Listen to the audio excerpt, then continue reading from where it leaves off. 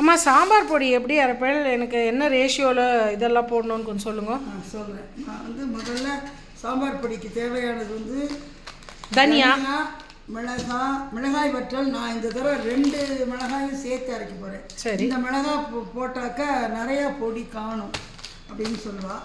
அப்புறம் துவரம்பருப்பு, கடலைப்பருப்பு, மிளகு, வெந்தயம், மஞ்சப்பொடி நம்ம இடத்துல நிறையா இருக்குது. சரி, மஞ்சப்பொடி. அதுக்கப்புறம் இதெல்லாம் என்னெல்லாம் அளவுன்னு கொஞ்சம் சொல்லுங்கள்.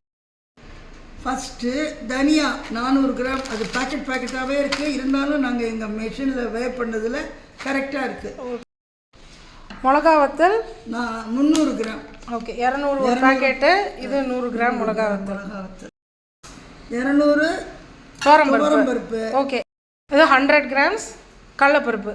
நாங்கள் எல்லாம் டிஸ்கிரிப்ஷனில் கீழே கொடுக்குறோம். இது நான் எனக்குமே அரைக்கிறதுக்கு தெரிஞ்சுக்கிறதுக்கு தான், ஒரு 1 kg பவுடர் அரைக்கிறதுக்கு. அப்புறம் 50 கிராம் மிளகு, அளவு 50 கிராம் வெந்தயம், மஞ்சப்பொடி 100 கிராம்.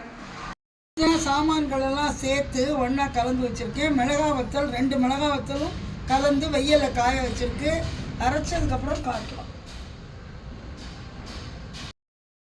சாமான்லாம் காய வச்சதெல்லாம் மிஷினில் கொடுத்து நல்லா அரைச்சி வந்தாச்சு. நல்லா கண்டிருக்கு, இவ்வளோ பொடி கண்டிருக்கு. நல்லா வாசனையாகவும் இருக்குது. அந்த வாசனை உங்களுக்கு சொல்ல முடியாது. அதனால் நல்லா இருக்குது.